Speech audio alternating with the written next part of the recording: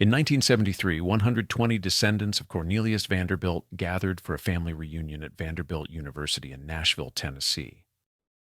The Commodore, as he was known, had died 96 years earlier as the wealthiest man in America, controlling more than $100 million, a fortune equivalent to $143 billion in today's currency. His wealth represented 5% of all money in circulation in the United States. No individual has ever controlled a larger percentage of American wealth except John D. Rockefeller. At that reunion in 1973, not a single person in attendance was a millionaire. The Vanderbilt fortune, the greatest concentration of wealth ever assembled by a single American family, had vanished completely in just 3 generations. The grandchildren who inherited staggering sums spent them faster than anyone thought possible.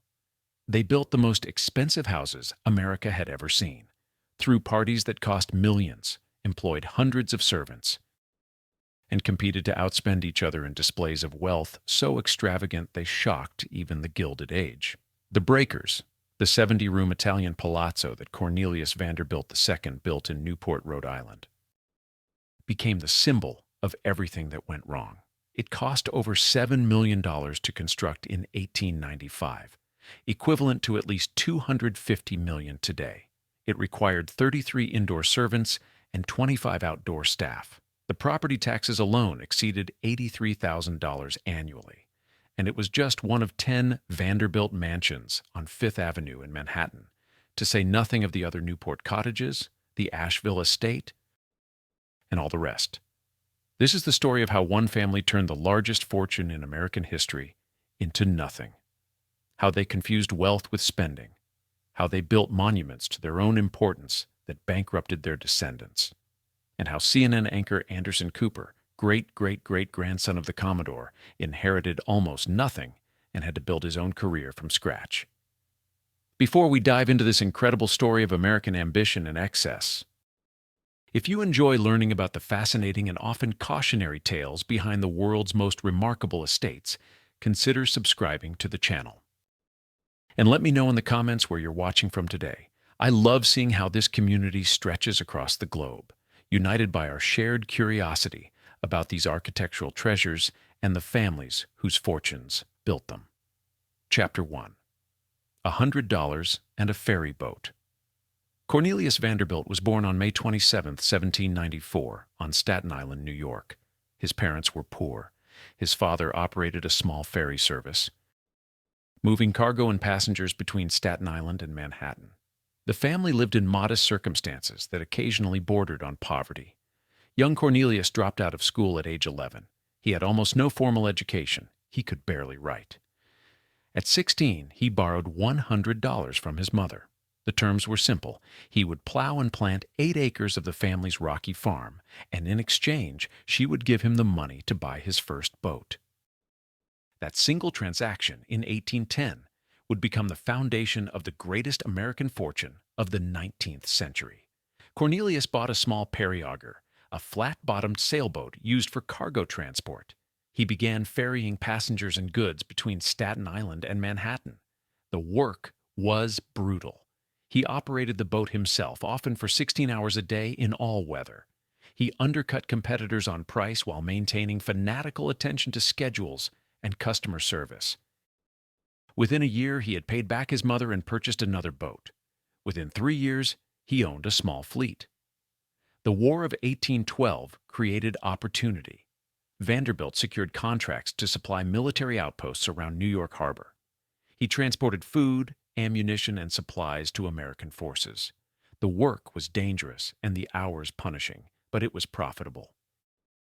By war's end, Cornelius had established himself as one of the most reliable transport operators in the harbor. In 1817, Vanderbilt made a decision that changed everything. He sold his entire fleet and went to work as a steamboat captain for Thomas Gibbons, a wealthy businessman who operated a ferry service between New Jersey and New York. The job paid $1,000 per year, good money at the time, but a step backward for someone who had owned his own business. Vanderbilt saw what others missed. Steam power was the future. Sailing vessels required wind and favorable tides. Steamboats operated on schedule regardless of weather. The man who controlled steamship lines would control American commerce. So Cornelius went to work for Gibbons to learn everything about the steamship business. The Gibbons-Vanderbilt partnership charged only a quarter of competitive fares. They undercut established operators so drastically that many simply gave up. Some competitors actually paid Vanderbilt to stay out of their markets. The strategy was ruthless and effective.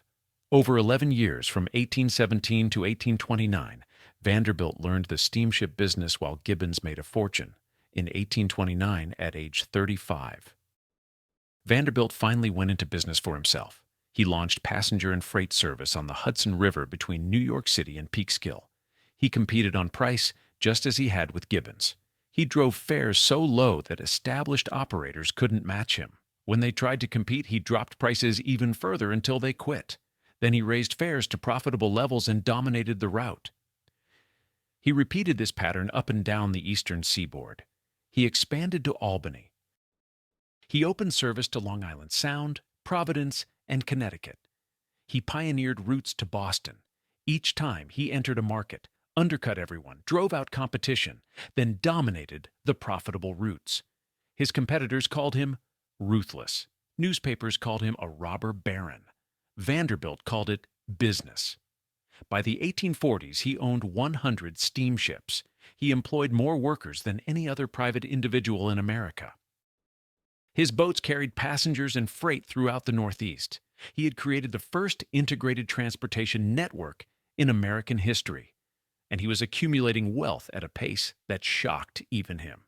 In 1850, the California gold rush created new opportunity. Thousands of prospectors needed transport from New York to San Francisco. The established route around Cape Horn took months and cost a fortune. Vanderbilt saw a shortcut across Nicaragua. He surveyed the route personally, established a steamship line, built docks and warehouses, negotiated with the Nicaraguan government, and launched service in 1851. The Vanderbilt-Nicaragua route cut travel time in half. It cost less than competitors. It became wildly popular. By 1852, Vanderbilt's accessory transit company carried 2,000 passengers per month and earned over $1 million annually, equivalent to $33 million today. He had created an international transportation empire. His competitors were so desperate to eliminate him that they offered to pay him $40,000 per month, over $1 million in modern currency, to simply shut down his Nicaragua line and go away. Vanderbilt took the deal. He spent a year traveling Europe on the largest private yacht ever built. When he returned to New York, he discovered his partners had betrayed him and stolen his Nicaragua operation. Cornelius Vanderbilt wrote them a letter. It consisted of one sentence, quote, 0. He did exactly that. He re-entered the Nicaragua market, slashed fares to below cost, destroyed his former partner's business, and eventually regained control of the entire operation. The episode demonstrated something essential about Vanderbilt. He never forgot a slight, never forgave betrayal, and never quit until he had won completely. By 1860, Cornelius Vanderbilt was 66 years old and one of the richest men in America. He controlled steamship routes throughout the Americas. His net worth approached $20 million. That fortune would have ensured comfortable lives for his children and grandchildren for generations. But Vanderbilt was just getting started. At age 70, when most men were planning retirement, he would pivot to an entirely new industry and build an even larger fortune. The railroads were coming, and Cornelius Vanderbilt intended to own them. Chapter 2. The Commodore Conquers Rail. In 1863, Cornelius Vanderbilt began buying railroad stock. He was 69 years old. Most of his wealth remained in steamships, but he saw that railroads would soon dominate American transportation. Steamships moved goods across water. Railroads moved everything, everywhere, regardless of rivers or coastlines. The man who controlled the railroads would control America. His first target was the New York and Harlem Railroad. It was considered nearly worthless. The line ran from Lower Manhattan north into Westchester County. It lost money consistently. Other investors viewed it as a failure. Vanderbilt saw opportunity. The Harlem line held a crucial asset. It was the only railroad with permission to enter the center of Manhattan. Every other line stopped at the city's edge, forcing passengers and freight onto horse-drawn vehicles for the final miles. Vanderbilt took control in 1863 and was elected president. He immediately cut costs, improved service, and raised fares. Within months, the Harlem line was profitable. The stock price soared. When the Commodore's enemies tried to manipulate the shares downward, he bought every share they sold and forced them into bankruptcy. The episode made it clear Vanderbilt was as ruthless with railroads as he had been with steamships. In 1864, he acquired the Hudson River Railroad, which connected Manhattan to Albany. In 1867, he took control of the New York Central Railroad, which linked Albany to Buffalo and the Great Lakes. In 1869, he added the Lakeshore and Michigan Southern Railway, extending his network to Chicago. By 1870, Cornelius Vanderbilt had created an integrated railroad system stretching from New York City to the Great Lakes, the largest in America. The consolidation was unprecedented. Before Vanderbilt, passengers traveling from New York to Chicago had to change trains multiple times, deal with different companies, purchase multiple tickets, and manage luggage transfers between systems. Vanderbilt unified everything: one company, one ticket, seamless service. The efficiency revolutionized American commerce. The profits were staggering. By 1875, Vanderbilt's railroad empire generated millions annually. He ordered construction of Grand Central Depot in Manhattan, the predecessor to Grand Central Terminal, giving jobs to thousands during the Panic of 1873. The depot became a monument to his vision, a central hub where all Vanderbilt railroads converged. But wealth came with enemies. Cornelius Vanderbilt was the most hated man in America. Newspapers attacked him constantly. Ministers preached against him. Workers burned him in effigy. The public saw a monopolist who crushed competitors, manipulated stock prices, and cared nothing for anyone except himself. They weren't entirely wrong. His personal life contradicted his business ruthlessness. He married his first cousin, Sophia Johnson, in 1813. They had 13 children together, though 4 died in infancy. Vanderbilt was a devoted husband to Sophia, who managed household finances and advised him on business decisions. She was apparently the only person whose counsel he consistently heeded. With his children, he was distant and difficult. He believed wealth corrupted people who didn't earn it themselves. He saw his own sons as weak and unworthy of his fortune. He particularly despised his son, Cornelius Jeremiah, who gambled, drank, and showed no business ability. The Commodore essentially disowned him, leaving him only a small trust fund that would generate income but couldn't be touched. Sophia died in 1868 after 55 years of marriage. Vanderbilt mourned deeply but remarried quickly. His second wife, Frank Armstrong Crawford, was 30 years his junior. The marriage shocked New York society. But Vanderbilt didn't care what society thought. He had spent his life crushing society's approved businesses. He certainly wasn't going to let society dictate his personal life. By the mid-1870s, Cornelius Vanderbilt's fortune approached $100 million. In an era when a skilled worker earned perhaps $500 per year, Vanderbilt possessed wealth that was literally incomprehensible to most Americans. He could have spent $10,000 every single day and still seen his fortune grow. Yet he lived relatively modestly. He wore simple clothes. He avoided ostentatious displays. His home at 10 Washington Place in Manhattan was comfortable, but not palatial. He preferred business to society, trains to parties, and work to leisure. Making money was the game itself. Spending it held no appeal. This attitude would not survive him. His children and grandchildren would prove spectacularly capable of spending what he had earned. They would demonstrate that great fortunes, when handed to people who did nothing to create them, vanished with shocking speed. Cornelius Vanderbilt died on January 4, 1877, at age 82. He left behind the largest personal fortune in American history to that point. His estate was valued at $105 million. Adjusted for inflation, that's approximately $3 billion in modern currency. But adjusted for share of national GDP, it was equivalent to $143 billion, making him the second richest American who ever lived, after only John D. Rockefeller. The will sparked immediate controversy. Vanderbilt left $90 million to his eldest son, William Henry Vanderbilt. His other son, Cornelius Jeremiah, received only the income from a $200,000 trust. His 8 daughters each received amounts between $250,000 and $500,000. His wife received $500,000 plus their New York home. The distribution was deliberate and calculated. William Henry was the only child who had shown business sense and dedication. He had worked in the railroad business since adulthood. He had proven he could manage money. The Commodore believed that dividing his fortune equally among all his children would simply allow the weak ones to waste their shares. Better to concentrate the wealth with the one person capable of maintaining it. Cornelius Jeremiah Vanderbilt, the disinherited son, contested the will immediately. The legal battle lasted nearly 2 years and became a public spectacle. Newspapers published every humiliating detail: Cornelius Jeremiah's gambling debts, his drinking, his failed business ventures, his father's contempt for him. The case went to trial. Witnesses testified to the Commodore's soundness of mind. The will was upheld. 2 years after his father's death, Cornelius Jeremiah Vanderbilt checked into the Glenham Hotel in Manhattan. He wrote a note, quote 1. Then he shot himself in the head. He was 51 years old. The Vanderbilt curse, the burden of inherited wealth and expectations, had claimed its first victim. It would not be the last. Chapter 3.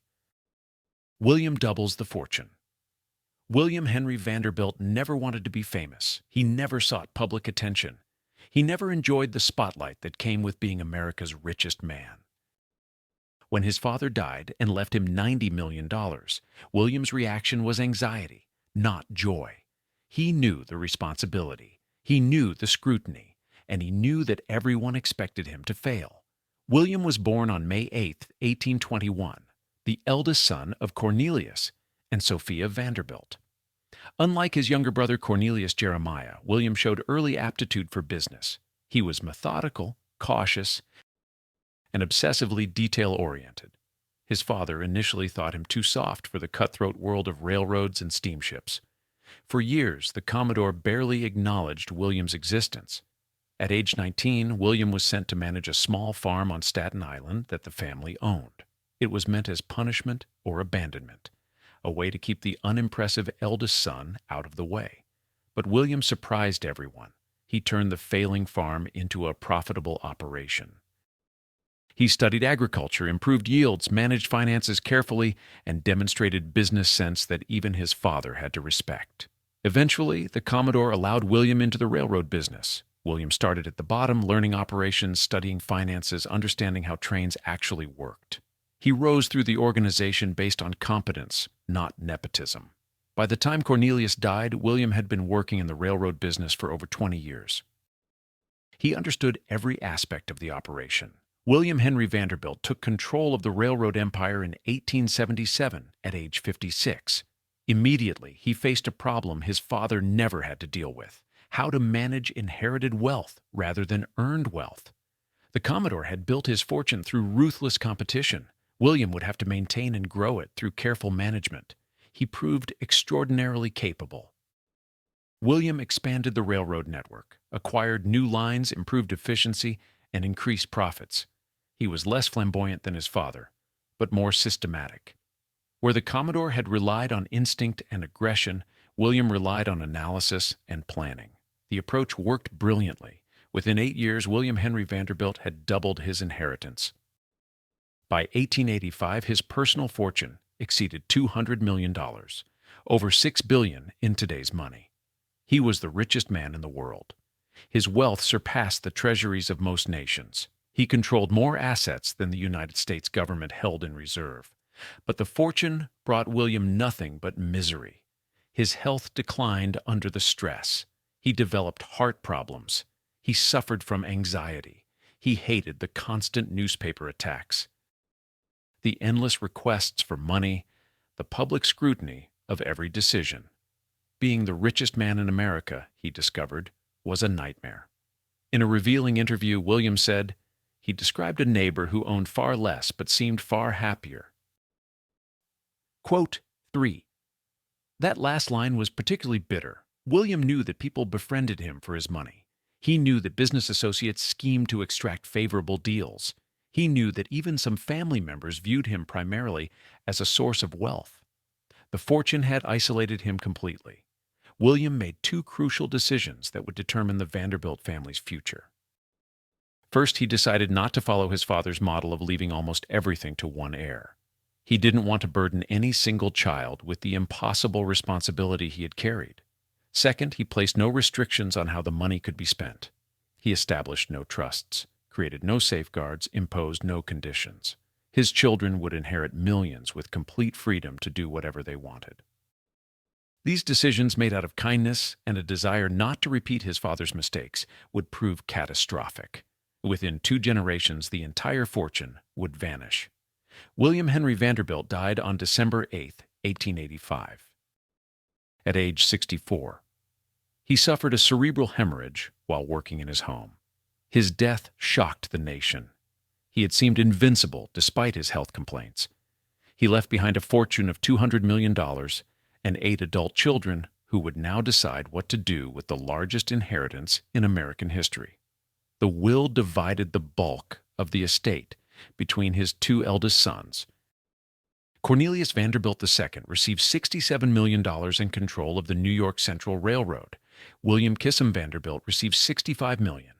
The younger sons, Frederick and George, received $10 million each. The 4 daughters received smaller but still substantial amounts. None of the heirs had earned a dollar of their inheritance. All had been raised in wealth. All had known from childhood that they would inherit millions, and none had any real conception of how to preserve or grow the fortune they received. The spending began immediately. Cornelius II would build the Breakers in Newport. William K. would build Marble House. George would construct the Biltmore Estate in North Carolina, a 250-room chateau on 125,000 acres. Frederick would build mansions in Hyde Park. The sisters would marry into European aristocracy, funding dowries with Vanderbilt millions. The next generation would spend the fortune faster than William had earned it. They would prove that inherited wealth, in the absence of the drive and discipline that created it, was nothing more than a temporary store of money waiting to be converted into monuments, parties, and status. The curse of the Breakers was about to begin. Chapter 4. Newport and the Cottage Boom. In the 1850s, Newport, Rhode Island, was a quiet summer retreat. Wealthy families from New York and Boston built wooden houses along the coast. They came to escape city heat, enjoy ocean breezes, and relax away from business pressures. The houses were comfortable but modest by later standards. Porches, gardens, and views mattered more than architectural grandeur. Society was relatively informal. People wore casual clothes, took long walks, and generally avoided the ostentation that defined city life. Everything changed after the Civil War. New fortunes appeared. Industrial fortunes that dwarfed anything seen before. Railroads, steel, oil, banking, and manufacturing created a new class of wealthy Americans who made their money so quickly they barely knew what to do with it. Old New York society, the established families who had inherited their wealth over generations, viewed these newcomers with contempt. They called them, quote, for, and refused to accept them into elite social circles. The new millionaires needed somewhere to demonstrate their wealth and compete for social position. Newport became their battlefield. If old society wouldn't accept them in New York, they would create their own society in Newport, and they would build houses so magnificent that old society would be forced to pay attention. The transformation began in earnest in the 1880s. Wealthy families stopped building wooden summer houses and started constructing stone palaces. They hired the most prestigious architects, imported materials from Europe, and spent millions on single-family residences that would be occupied for perhaps 6 weeks each summer. The houses weren't really homes in any traditional sense. They were statements, proof of wealth, weapons in the war for social acceptance. The term, quote, five, became Newport's favorite euphemism. A 70-room marble palace was called a cottage. A 50-room mansion requiring 36 servants was called a cottage. The pretense of modesty made the excess somehow more acceptable. These weren't vulgar displays of wealth. They were simply summer cottages where families happened to relax. The social competition was ferocious. Each new house tried to outdo the previous one. If your neighbor built a ballroom, you built a bigger ballroom. If their house cost 1 million, yours cost 2. If they imported French furniture, you imported an entire French room. The escalation had no natural limit because the fortunes funding it seemed limitless. Alva Smith, who married William Kissam Vanderbilt in 1875, understood the game perfectly. She was ambitious, ruthless, and determined to force her way into New York's exclusive 400, the list of families considered acceptable by society's gatekeeper, Caroline Astor. The Vanderbilts, despite their enormous wealth, were not on the list. They were too new, too commercial, too obviously self-made. Alva decided to wage war. In 1883, she threw a costume ball at the Vanderbilts' new mansion on Fifth Avenue in Manhattan. The party cost $250,000, equivalent to over $6 million today. 1,200 guests attended in elaborate costumes. The event was so spectacular that even Caroline Astor felt compelled to attend. The Vanderbilts had forced their way into society through sheer expenditure. But Alva knew that one party wasn't enough. She needed a permanent monument to Vanderbilt status. She needed a summer house in Newport that would be impossible to ignore. In 1888, she convinced William Kay to hire architect Richard Morris Hunt to design what would become Marble House.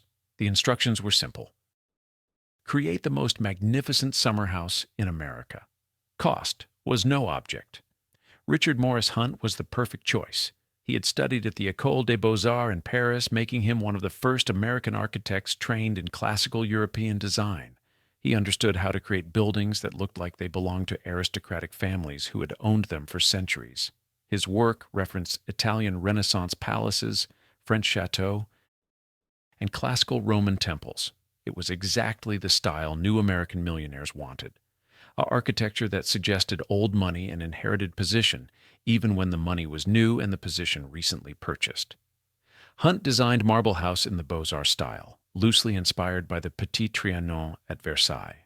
The house would be built almost entirely of marble, 500,000 cubic feet of American, Italian, and African marble.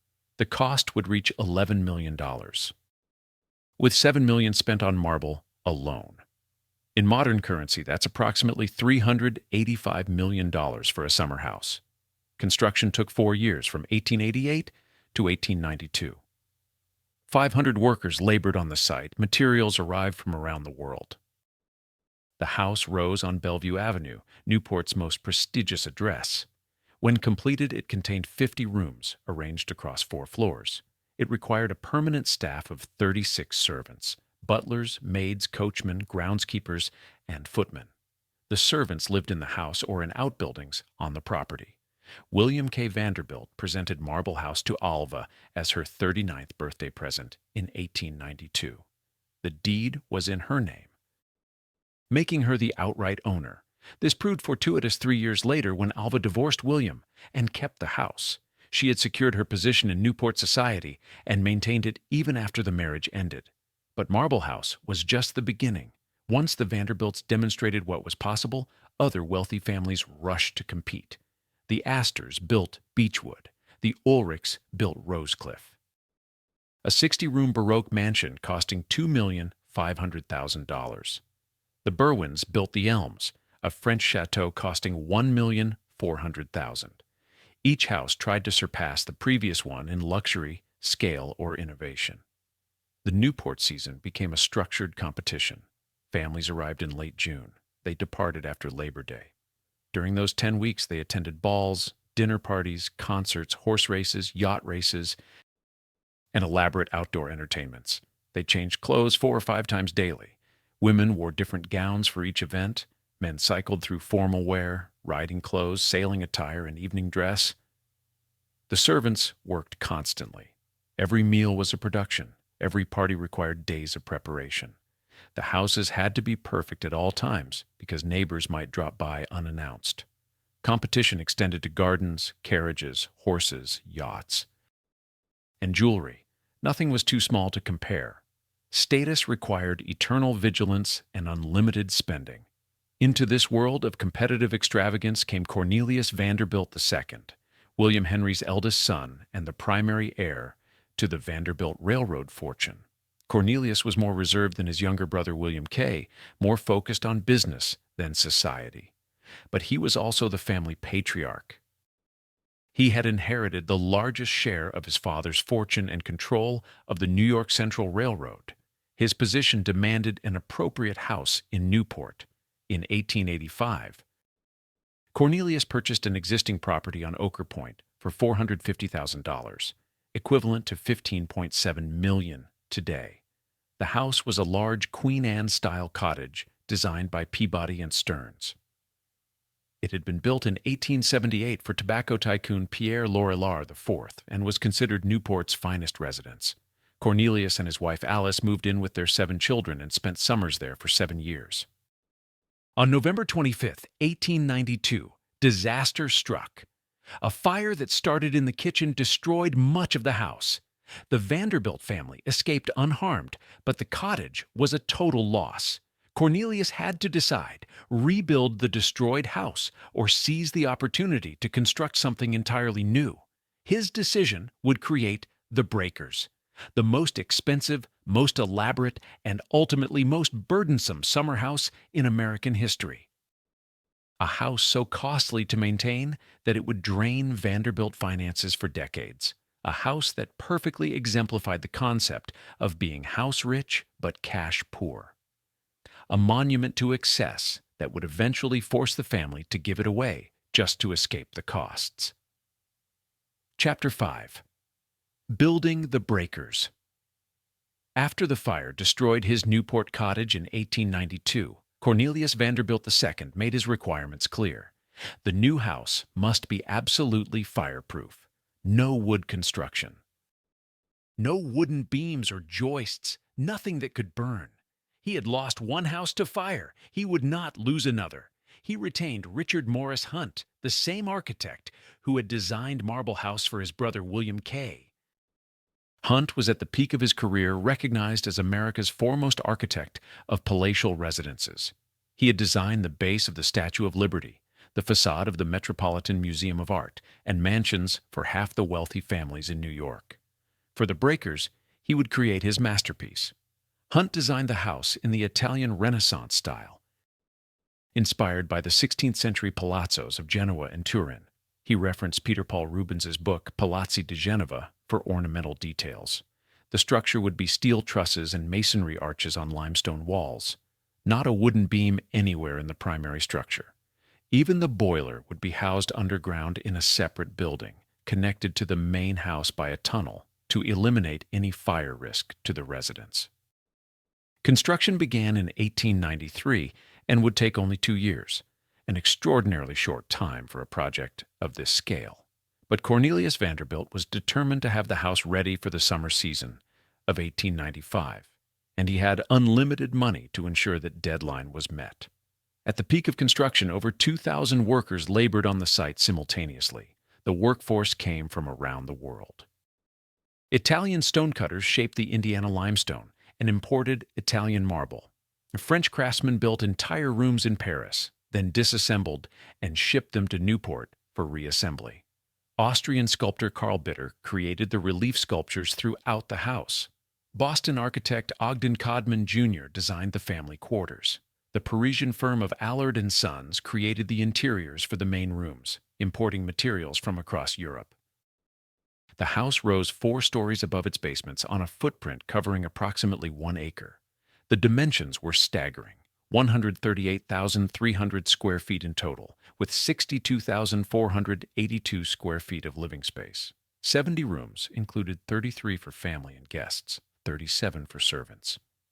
27 fireplaces provided supplemental heating, despite the cutting-edge central heating system powered by the underground boilers.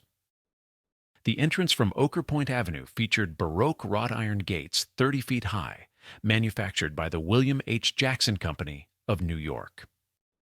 The gates bore Cornelius Vanderbilt's monogram along with acorns and oak leaves, symbols of the Vanderbilt family representing strength and endurance.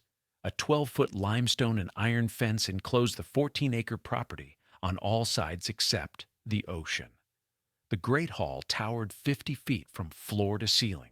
Walls featured rare marbles from Italy and Africa. Massive columns supported the upper floors. A musician's gallery overlooked the space from above. The room was designed for grand entrances and impressive departures, a stage where the Vanderbilts could receive guests and demonstrate their position at the absolute peak of American society. The dining room measured 42 feet by 32 feet, large enough to seat 30 comfortably, though the Vanderbilts typically hosted smaller groups of 12 to 16. Massive crystal chandeliers hung from the ceiling. The table was set with china, crystal, and silver bearing the Vanderbilt crest. Meals lasted hours and included multiple courses served by white-gloved footmen who moved silently around the table. The music room was a complete French interior built entirely in Paris by the firm of Allard and Sons. The room was constructed overseas, then disassembled, shipped to Newport, and reassembled by French craftsmen. The ceiling featured gilt coffers lined with silver and gold. Platinum leaf covered portions of the walls. The room included a grand piano and space for chamber orchestras. The Vanderbilts hosted musicales here where professional musicians performed for guests. The library served as Cornelius's retreat. Walls featured Circassian walnut paneling cut in Europe and decorated with gold leaf. The coffered ceiling incorporated more gold.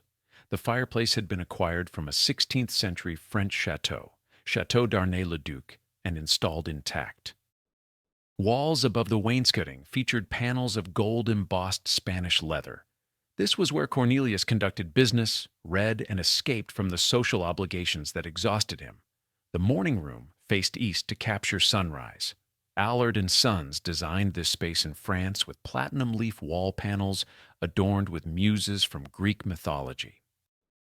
The room's purpose was informal entertaining during daytime hours. Alice Vanderbilt and her daughters received visitors here, served tea, and conducted the social calls that formed the backbone of Newport's elaborate etiquette. The billiard room featured walls of Italian Cipollino marble with rose alabaster arches. Semi-precious stones created intricate mosaic patterns. The room was strictly masculine. Women were not expected to enter. After dinner, men retired here to smoke cigars, play billiards, drink brandy, and discuss business or politics away from female company. This separation of sexes after meals was considered essential to proper social behavior. The family quarters on the second floor included Cornelius and Alice's separate bedrooms. Married couples of that class typically maintained separate sleeping arrangements. Alice's room was oval-shaped, with curved walls and custom-made doors to fit the unusual geometry. She insisted on 4 closets to accommodate her extensive wardrobe, which required constant changes throughout each day. Cornelius's room was more austere, reflecting his preference for business over social display. The third floor contained guest rooms. The Vanderbilts routinely hosted extended house parties, where friends and family stayed for weeks. Each guest room had its own bathroom, a luxury in 1895 when many homes still used shared facilities. The fourth floor housed 37 servants in dormitory-style accommodations. They slept in small rooms, sometimes 2 or 3 to a room, in spaces intentionally kept separate from the luxurious areas below. The underground levels revealed the house's true innovation. 2 basement floors contained the kitchens, laundry facilities, mechanical rooms, and servant corridors. An extensive network of passages allowed staff to move throughout the house without being seen by family or guests. Food traveled from basement kitchens to upper-floor dining rooms via dumbwaiters. Servants climbed hidden staircases. Deliveries arrived through an underground entrance. The entire system ensured that labor remained invisible, that meals simply appeared, rooms stayed clean, fires burned continuously, and comfort existed without any visible effort. Above the entrance hall, architect John Lafarge designed a massive stained glass skylight. Originally installed in the Vanderbilt's townhouse at 1 West 57th Street in Manhattan, the skylight was removed during that building's expansion in 1894 and transported to Newport. The colored glass cast shifting patterns of light throughout the day, creating atmospheric changes in the Great Hall below. The grounds featured landscaped gardens, a children's playhouse designed by Peabody and Stearns in the Queen Anne Revival style, stables, and carefully maintained lawns sweeping down toward the Atlantic Ocean. The rear of the house faced the sea with a double loggia, covered galleries one above the other, designed specifically for sitting and enjoying ocean views. The house was named the Breakers, after the waves that crashed against the rocks below. The total cost exceeded $7 million, equivalent to at least $250 million in modern currency, though some estimates place the inflation-adjusted cost as high as $280 million. That figure covered only construction. Furnishings, art, and landscaping cost additional millions. Cornelius Vanderbilt spent more on a summer house he would occupy perhaps 8 weeks per year than most American cities spent on all public infrastructure. The Breakers opened for the 1895 summer season. Cornelius, Alice, and their children moved in. The house functioned exactly as designed: a stage for entertaining, a demonstration of Vanderbilt position, and a fireproof monument to family permanence. The 33 indoor servants and 25 outdoor staff ensured everything ran smoothly. But there was a problem nobody discussed publicly. The house was already obsolete the moment it was completed. The Gilded Age was ending. Income taxes were coming. The railroad monopolies were under legal assault. The economic conditions that had made such fortunes possible were disappearing. And the costs of maintaining the Breakers, the staff, the taxes, the repairs, the utilities, would eventually exceed the fortune needed to build it. Cornelius Vanderbilt II would enjoy only 4 summers at the Breakers. In 1896, he suffered a stroke that left him partially paralyzed. He never fully recovered. He could barely walk, couldn't manage the railroad business, and spent his remaining years as an invalid. He died on September 12, 1899, at age 55. He had spent his entire adult life managing the Vanderbilt fortune and bearing the burden his grandfather and father had created. The strain had literally killed him. Alice Vanderbilt outlived her husband by 35 years. She remained at the Breakers, maintaining the house exactly as it had been when Cornelius was alive. She employed the same staff numbers, hosted the same social events, and refused to acknowledge that the world was changing around her. By the 1920s, property taxes on the Breakers reached $83,000 annually. The cost of coal for the boilers exceeded 150 tons per year. The maintenance expenses were crushing. Alice died in 1934 at age 89. She left the Breakers to her youngest daughter, Countess Gladys Széchenyi. But by then, the Vanderbilt fortune was almost gone. The house had become a burden the family could barely afford.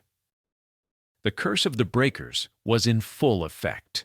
The most magnificent summer cottage in America had become a monument. The family couldn't wait to escape.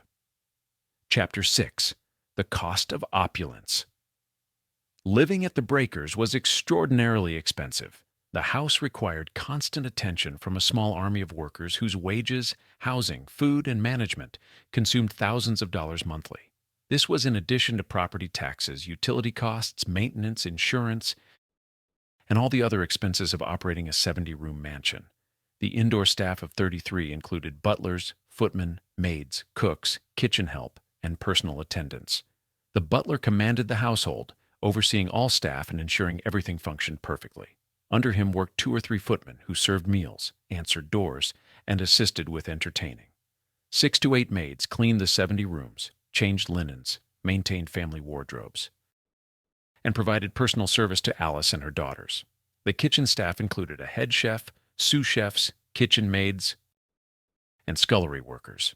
Preparing meals for the family and their constant stream of guests required multiple people working simultaneously. Every meal was an elaborate production. Breakfast might include 6 or 8 choices. Luncheon was a formal multi-course affair. Dinner typically featured 8 to 10 courses served over 3 hours. Afternoon tea required additional preparation of pastries, sandwiches, and accompaniments. The outdoor staff of 25 maintained the 14-acre property.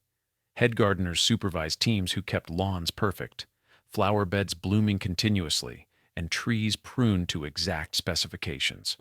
The greenhouses required constant attention to provide fresh flowers for every room in the house. Arrangements were changed daily. Groundskeepers cleaned paths, maintained drainage, and ensured the property looked immaculate at all times. Coachmen and later chauffeurs cared for horses, carriages, and automobiles. The stables required mucking, the horses needed grooming and exercise, the carriages had to be cleaned and maintained. As automobiles became common, the Vanderbilts acquired multiple cars that needed drivers, maintenance, and storage. The laundry operation was particularly intensive. Every bed had multiple sets of linens changed daily. Family members changed clothes 4 or 5 times per day, generating mountains of laundry. Table linens, towels, staff uniforms, and everything else required washing, ironing, and careful storage. A team of laundresses worked constantly in the basement laundry facilities equipped with industrial-scale washing equipment. All these workers needed housing. Some lived in the 4th-floor dormitories. Others occupied houses on the property. The Vanderbilts had to provide not just wages, but accommodations, meals, and management for dozens of people. The staff had their own hierarchy, conflicts, and needs that required constant oversight. And all of this was just for a summer house occupied perhaps 2 months per year. The staff remained year-round because the house required constant maintenance. Rooms needed heating in winter to prevent damage. The structure needed monitoring. Security had to be maintained. The Vanderbilts paid 12 months of expenses for 8 weeks of occupancy. Property taxes were particularly burdensome. Newport assessed the Breakers at a value that generated annual tax bills exceeding $83,000 by the 1920s. That's over $1,200,000 in modern currency, paid every single year just for the privilege of owning the house. The money went to local government but represented a constant drain on Vanderbilt finances. Heating the Breakers consumed over 150 tons of coal annually. The underground boiler system burned fuel constantly during the summer season to heat water for the extensive plumbing and provide climate control. The coal had to be purchased, delivered, and stored. Workers had to shovel it into the boilers around the clock. The cost ran into thousands of dollars each year. Electricity was relatively new in 1895, and the Breakers was fully electrified, a marvel of modernity. But electricity was expensive, and a house with 70 rooms consumed vast amounts. Every light bulb, every appliance, every innovation added to monthly bills. Insurance costs were astronomical because the house contained art, antiques, and furnishings worth millions. Repairs were constant and expensive. A house that size, exposed to ocean air and storms, suffered continuous weathering. Roofing required attention. The limestone facade needed cleaning and maintenance. Interior plasterwork cracked and needed fixing. Every year brought a list of necessary repairs that cost thousands or tens of thousands to address.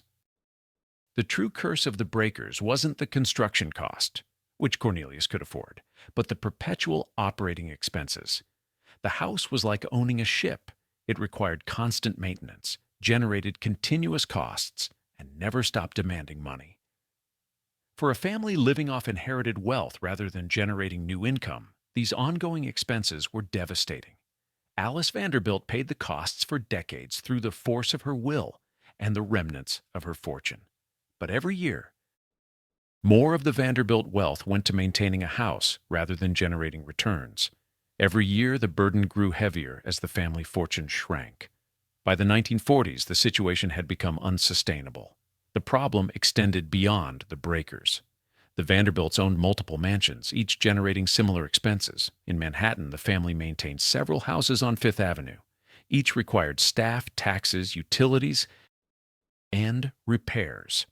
Cornelius II's mansion on the corner of 58th Street and Fifth Avenue was an enormous brick and limestone palace occupying an entire city block. The property taxes alone cost a fortune. The staff numbered in the dozens. The operating expenses never stopped. Other family members faced identical problems. William K. Vanderbilt paid for Marble House in Newport, plus his own Fifth Avenue mansion. George Vanderbilt maintained the Biltmore Estate in North Carolina, 250 rooms on 125,000 acres requiring a staff of hundreds. Frederick Vanderbilt owned mansions in Hyde Park, New York, and multiple other properties. The family's total real estate burden was staggering. Each house was, quote, 7, a valuable property worth millions, but, quote, 8, in the sense that the houses generated no income while consuming endless amounts of money. The Vanderbilts had converted liquid wealth into a liquid property. They owned some of the most magnificent houses in America, but were slowly going bankrupt paying to maintain them. This was the opposite of how Cornelius Vanderbilt had operated. The Commodore had invested in assets that generated income, ships that carried paying passengers, railroads that collected fares, businesses that produced profits. His wealth grew continuously because he owned cash-generating enterprises. His grandchildren and great-grandchildren had converted that income-producing wealth into expense-generating monuments. The transformation from business to consumption defined the Vanderbilt decline. The first generation built the fortune. The second generation maintained and doubled it. The third generation spent it on houses, parties, collections, travel, and social position. The fourth generation inherited houses they couldn't afford to maintain, but felt obligated to keep as symbols of family legacy. By the fifth generation, there was nothing left. The Breakers exemplified this tragic progression. Cornelius Vanderbilt II had built it to demonstrate family permanence. His daughter Gladys inherited it as a burden. Her children considered it an impossible responsibility. Their children wanted nothing to do with it. The house that was meant to prove Vanderbilt immortality instead proved that great fortunes vanish when spending exceeds income, regardless of how magnificent the spending makes things look.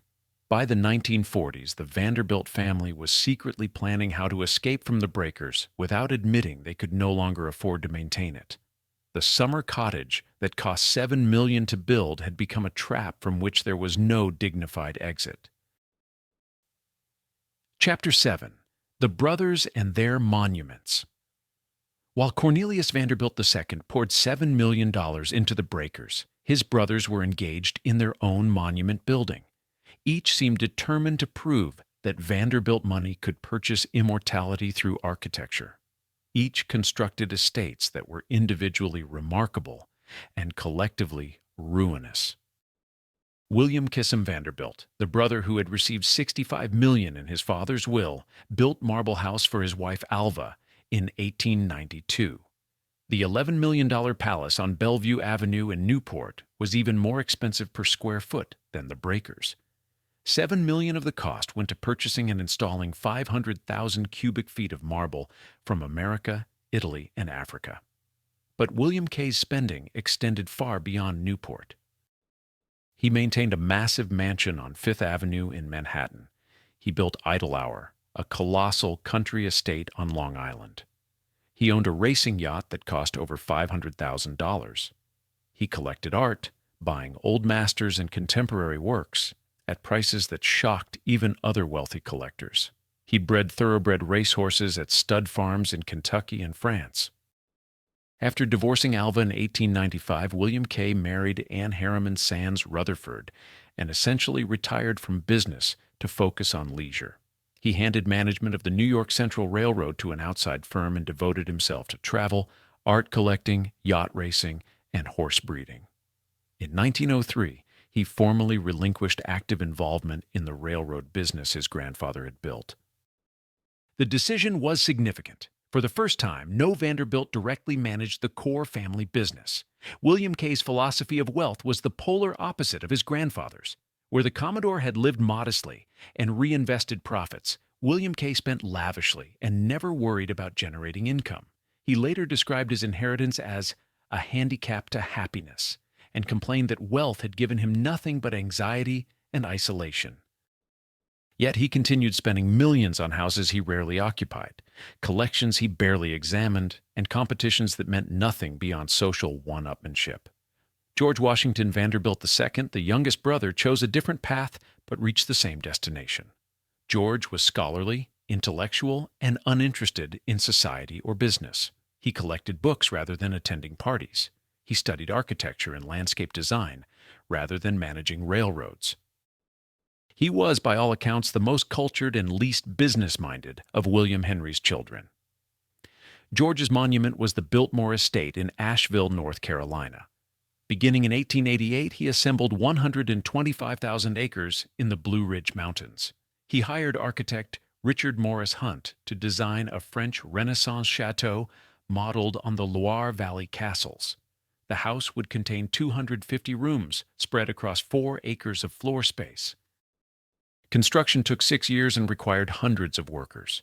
Biltmore featured a banquet hall with a 70-foot ceiling, a library containing 22,000 volumes, an indoor swimming pool, a bowling alley, and countless bedrooms, sitting rooms, and service spaces.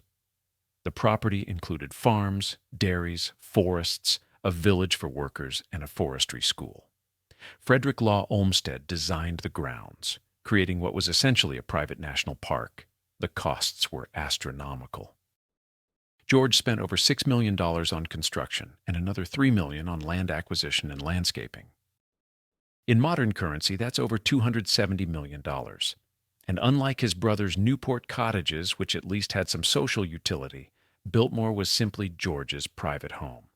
He lived there alone, unmarried, with only his collections and his books for company. George eventually married Edith Stuyvesant Dresser in 1898 and had one daughter, Cornelia. But Biltmore remained financially impossible. The property generated some income from forestry and farming, but nowhere near enough to cover operating costs. George had to dip constantly into his capital just to pay staff, taxes, and maintenance. Every year, his fortune shrank.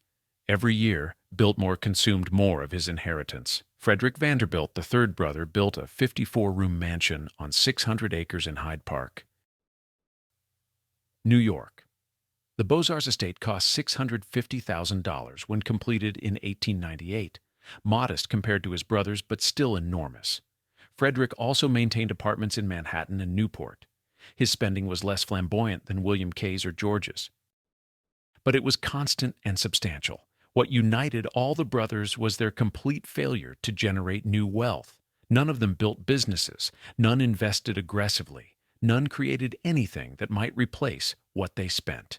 They were consumers, not producers.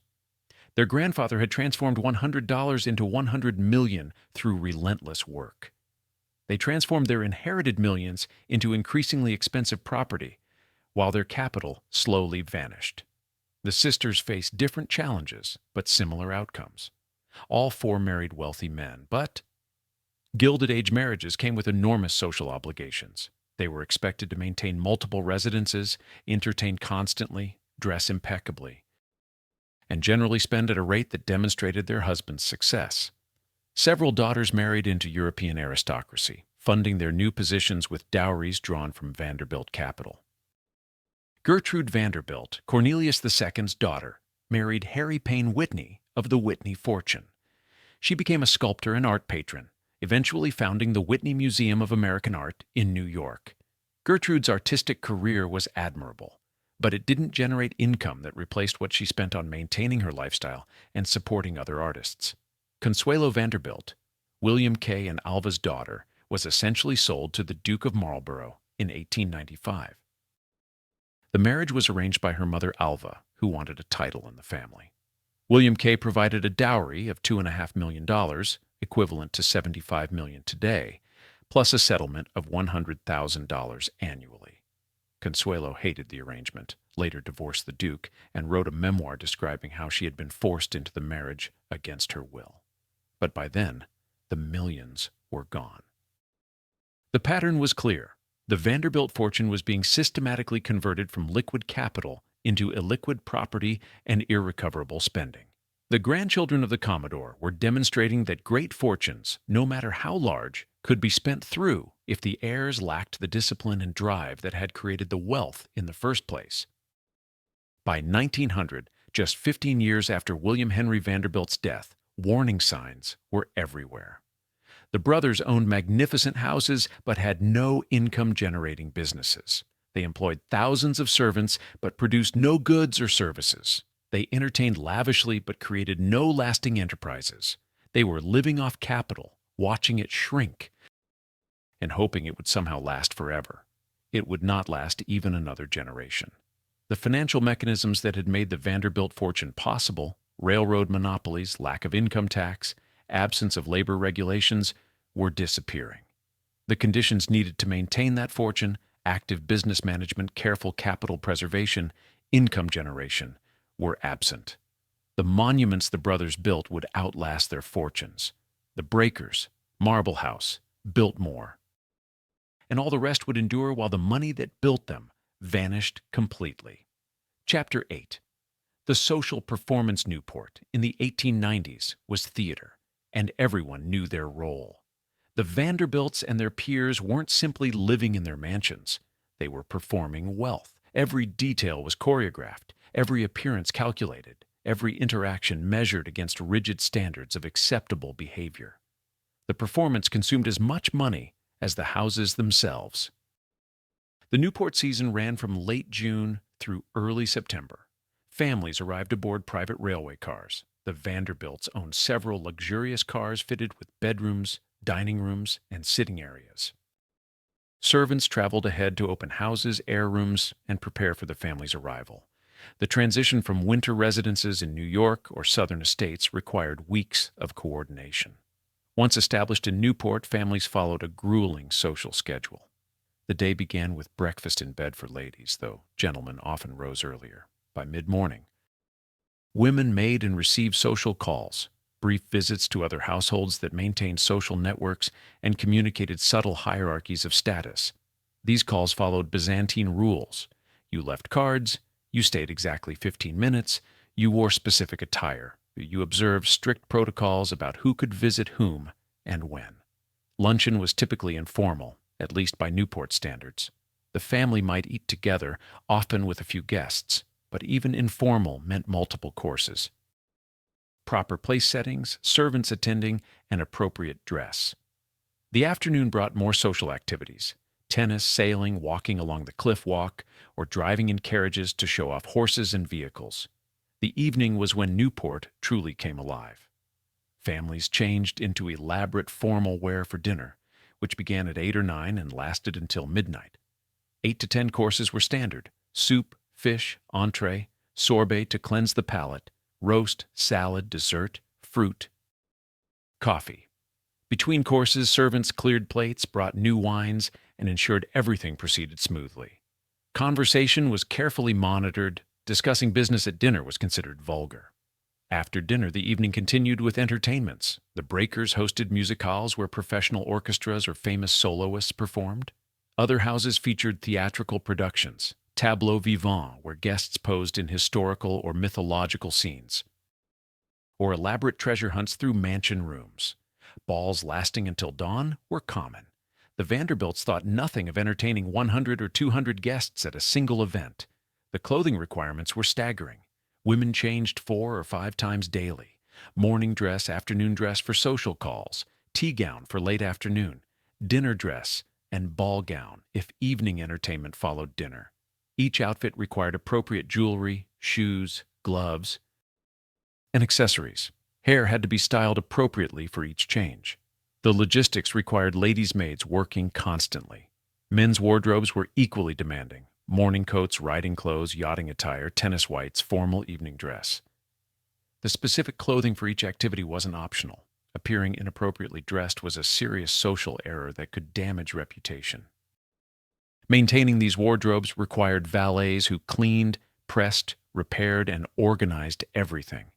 The jewels worn at Newport dinners and balls were worth millions.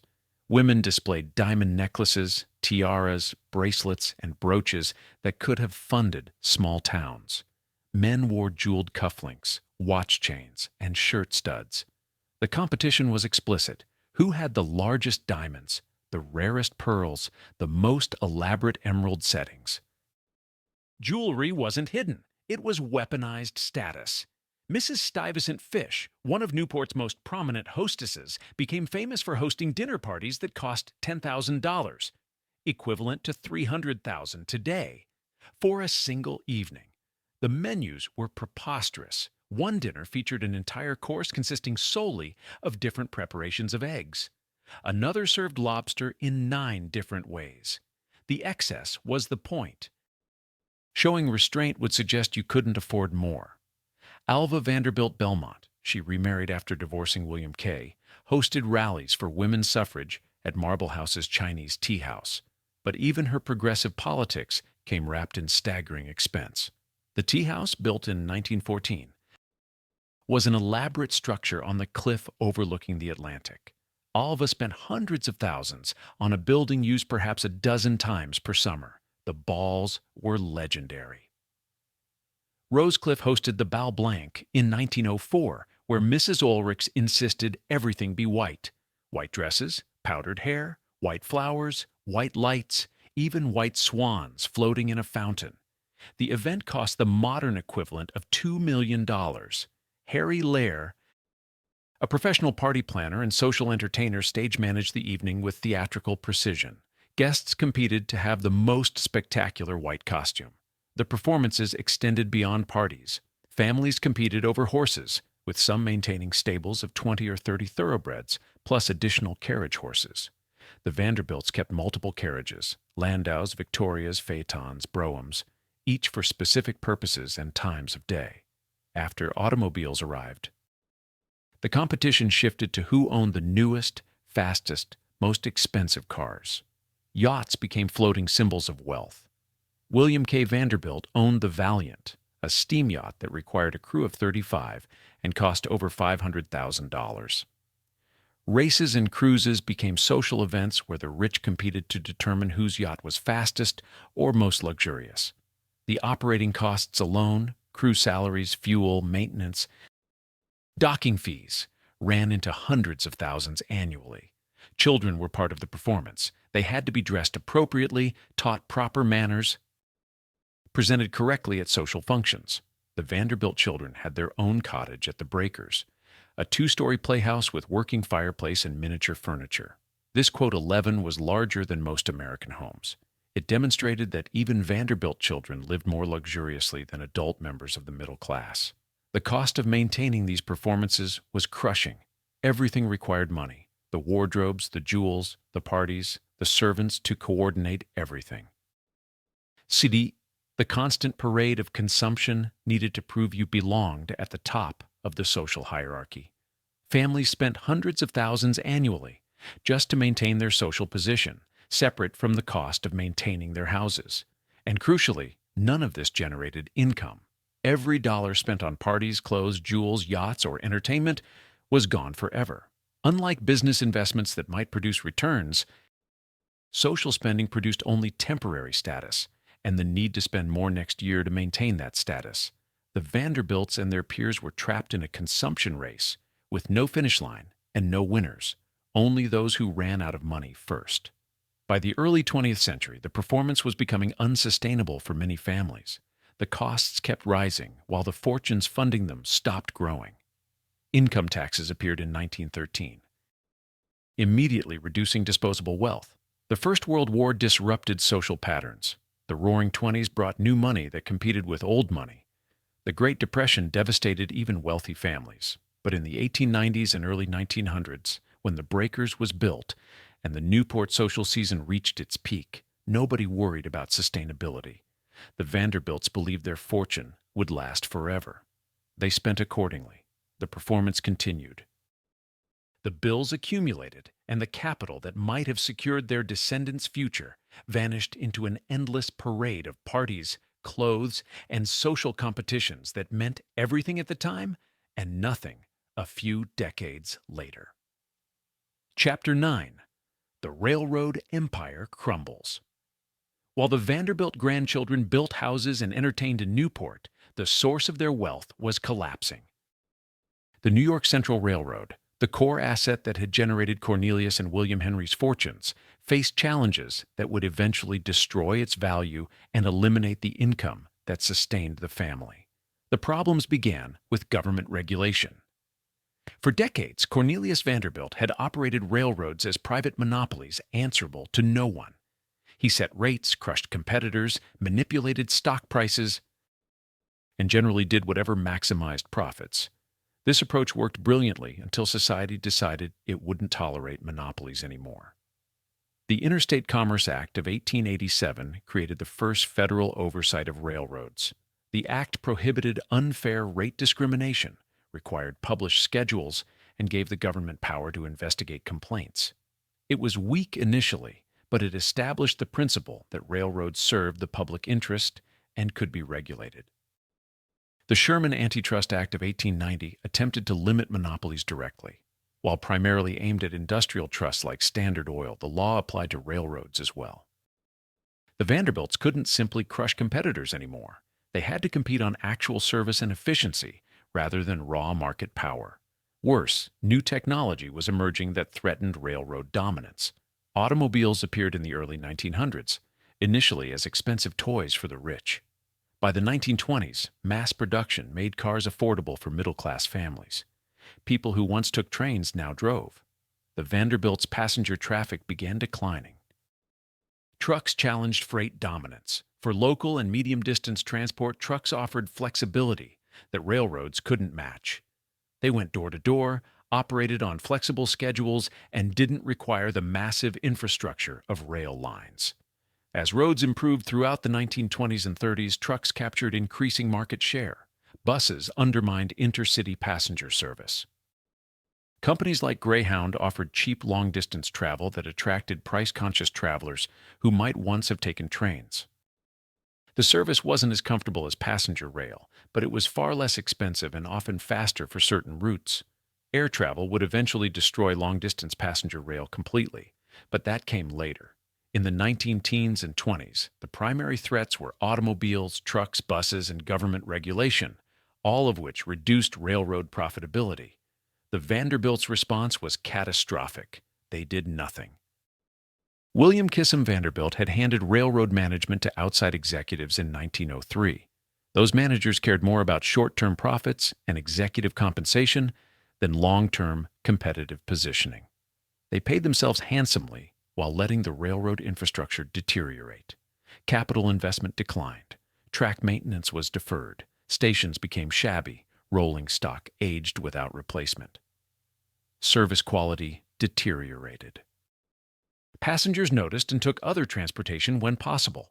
The railroad that Cornelius Vanderbilt had built through obsessive attention to efficiency and service became known for delays, discomfort, and poor customer experience.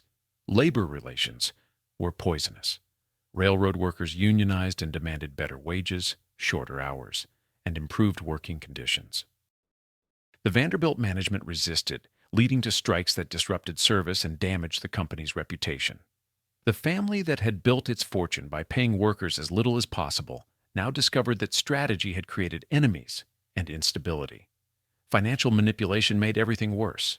The New York Central issued bonds to fund operations, using debt to cover operating shortfalls rather than addressing underlying problems. The company paid dividends to shareholders even when those dividends weren't earned through profits. This made financial statements look acceptable while the actual business declined. The Great Depression delivered a devastating blow. Traffic collapsed as the economy contracted. Freight volumes plummeted. Passengers couldn't afford tickets. The railroad's revenue dropped precipitously just as its debt obligations remained constant. By the 1930s, the New York Central was struggling to survive. Outside investors saw opportunity in the railroad's weakness. In 1947, the Chesapeake and Ohio Railroad acquired a large position in New York Central stock. They took control of management, pushing out remaining Vanderbilt influence. The family that had once owned the railroad outright now owned only shares that declined in value. The C&O management proved disastrous. They pursued a strategy of mergers and acquisitions that loaded the New York Central with additional debt. They cut service to unprofitable routes, alienating customers and communities. They ran the railroad for short-term gain rather than long-term sustainability. By the 1960s, the situation was desperate. In 1968, the New York Central merged with the Pennsylvania Railroad to form Penn Central. The merger was supposed to create efficiencies and reduce costs through elimination of duplicate routes and consolidation of operations. Instead, it created chaos. The two railroad cultures clashed. Systems didn't integrate. Service declined further. Penn Central filed for bankruptcy in 1970, the largest corporate bankruptcy in American history to that point. The failure shocked the nation. Railroads weren't supposed to go bankrupt. They were supposed to be permanent fixtures of American commerce. But the Penn Central bankruptcy proved that even the mightiest enterprises could fail when poorly managed and overtaken by technological change. The bankruptcy wiped out the remaining value of Vanderbilt Railroad holdings. Shares that had once made the family wealthy became worthless. The company that Cornelius Vanderbilt had built from nothing, that William Henry had doubled, that had generated the fortune enabling all those mansions and parties, was gone.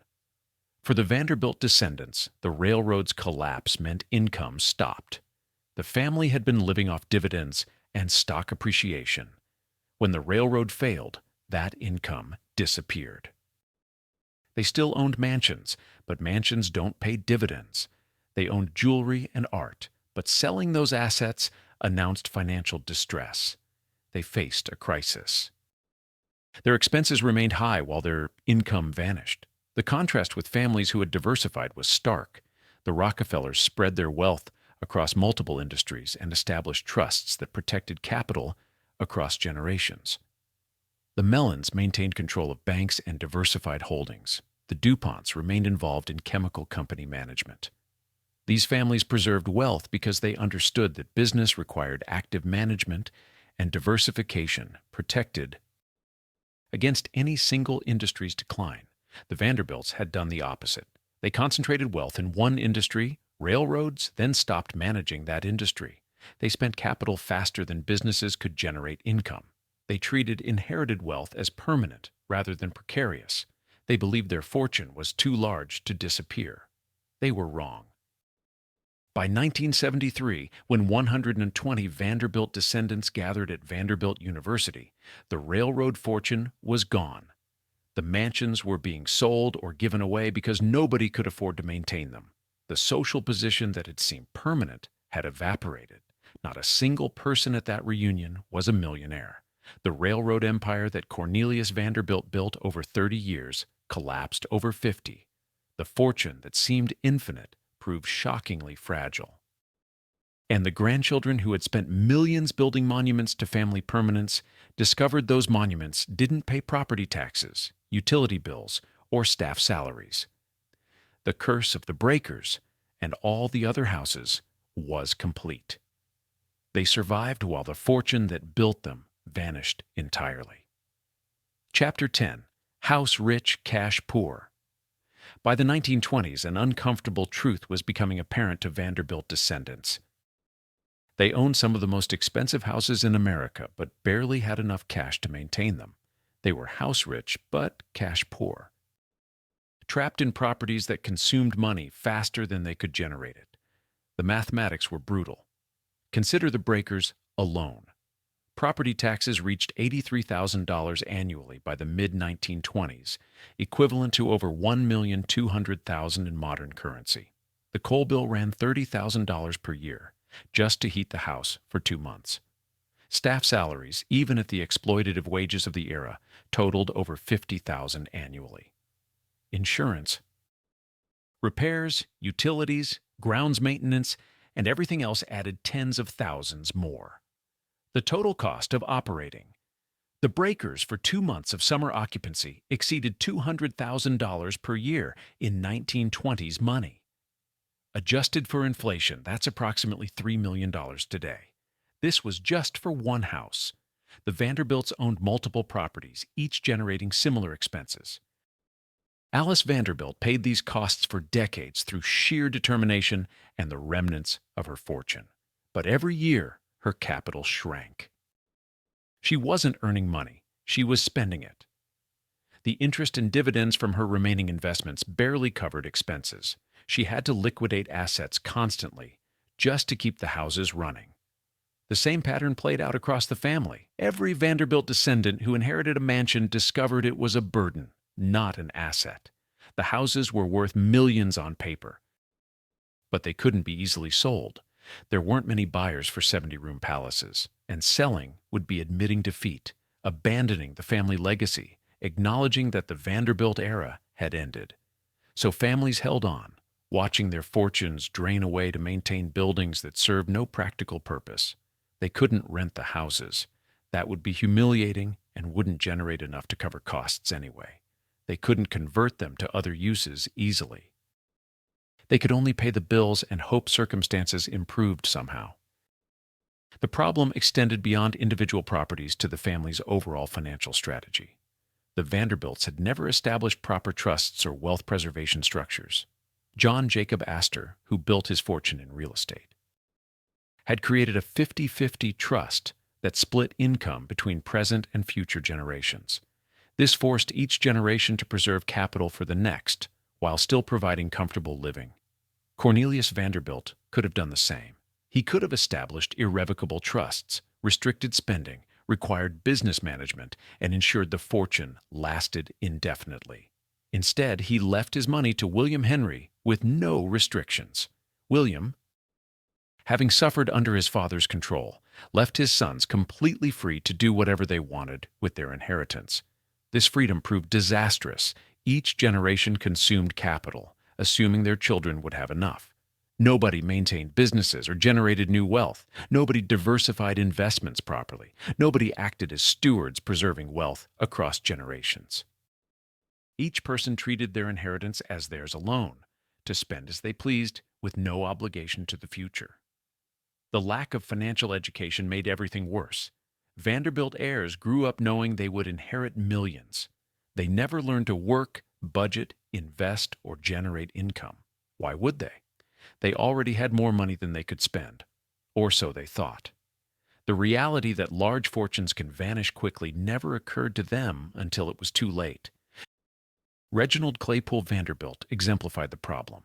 He was the son of Cornelius II and Alice, born at the Breakers in 1880. Reginald showed zero interest in business or responsibility. On the night of his 21st birthday in 1901, when he gained access to his trust fund, he went gambling and lost over $70,000, equivalent to over $2.6 million today. That first night established the pattern for his entire life. Reginald drank heavily, gambled constantly, and spent money as fast as he received it. He married twice, had 2 daughters, and contributed nothing to family wealth. He lived off the income from trusts his parents had established, but even those structured distributions couldn't save him from himself. He died in 1925 at age 45, broke despite having inherited millions. His death certificate listed the cause as cirrhosis of the liver. Alcoholism had killed him, but financial irresponsibility had destroyed his inheritance long before. Reginald left behind 2 daughters, Kathleen from his first marriage and Gloria from his second. Gloria would grow up to become Gloria Vanderbilt, fashion designer and mother of CNN anchor Anderson Cooper. But at the time of Reginald's death, she was a baby, left with a small trust fund and an inheritance that would become the subject of one of the most public custody battles in American history. Reginald's story repeated across the family. Cornelius Vanderbilt III, Reginald's brother, spent his entire inheritance maintaining appearances. He kept multiple residences he couldn't afford, employed servants he didn't need, and threw parties that drained his capital. By the 1930s, he was desperately seeking employment, a shocking reality for someone born to the richest family in America. The Fifth Avenue mansions became impossible burdens. The Cornelius Vanderbilt Place Tourneau Mansion on 58th Street and Fifth Avenue had cost $3 million to build in the 1883, approximately $100 million in modern currency. The property taxes alone cost tens of thousands annually. The staff requirements numbered in the dozens. The house stood mostly empty while consuming capital. In 1926, William Kissam Vanderbilt's mansion was demolished. The building had only stood since 1883, but had become financially unsustainable. Demolition was cheaper than maintenance. In 1927, Cornelius II's massive mansion was demolished and replaced with the Bergdorf Goodman department store. By 1947, all 10 Vanderbilt mansions on Fifth Avenue had been torn down. Nothing remained of the architectural dynasty that had dominated New York's most prestigious address. The Newport cottages survived longer only because they were occupied seasonally and costs could be deferred during winter. But even these became impossible to maintain. Families rented them to others, allowed them to deteriorate, or desperately sought buyers who could afford the upkeep. The irony was complete. The monuments the Vanderbilts built to prove their permanence destroyed the fortune that would have actually ensured permanence. If the grandchildren of the Commodore had maintained and grown the railroad business instead of building mansions, they might still be wealthy today. If they had invested the $7 million that built the Breakers in diversified businesses, that money might have grown to billions. Instead, they spent everything on houses that generated no income, required constant expenditure, and eventually had to be given away or demolished. They proved that being house rich and cash poor is just another way of saying eventually broke. The magnificent houses survived, the fortune that built them vanished, and the Vanderbilt name, once synonymous with unlimited wealth, became a cautionary tale about how quickly even the greatest fortunes can disappear. Chapter 11. The 1973 Reckoning. On a summer day in 1973, 120 people gathered at Vanderbilt University in Nashville, Tennessee. They represented every surviving branch of the Vanderbilt family, descendants of Cornelius Vanderbilt spanning 5 generations. They came from across America, some traveling long distances, many meeting cousins they barely knew. The occasion was the first comprehensive Vanderbilt family reunion. The gathering should have been a celebration. Vanderbilt University existed because of the family's namesake. The campus buildings bore the Vanderbilt name. The university's prestige reflected well on the family. The descendants should have arrived in chauffeur-driven cars dripping with jewels, discussing their various houses and business interests. Instead, they arrived in ordinary cars. They wore ordinary clothes. They held ordinary jobs: teachers, salespeople, office workers, managers. Some had done well enough to reach middle-class comfort. Others struggled. None of them were millionaires. Not a single person at that reunion had a net worth exceeding 7 figures. The statistic was stunning and widely reported by newspapers.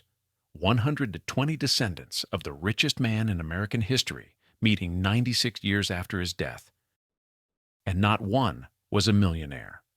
The fortune that had been worth $100 million in 1877, equivalent to $143 billion today as a share of GDP, had vanished so completely that the Commodore's descendants were financially indistinguishable from ordinary Americans. How did this happen? The answer was visible everywhere, but in ways that hadn't been recognized until too late. The family had spent the fortune faster than anyone thought possible. They had converted income-generating businesses into expense-generating monuments. They had treated inherited wealth as permanent rather than precarious. They had confused having money with keeping money. The math was actually straightforward once you examined it. William Henry Vanderbilt left roughly $200 million divided among 8 children in 1885. If that money had been invested conservatively at 5% annual return and not spent at all, it would have grown to approximately $5 billion by 1973. Even accounting for inflation and taxes, the Vanderbilt family should have been worth billions, but they didn't invest conservatively. They spent aggressively. Every generation consumed capital rather than preserving it.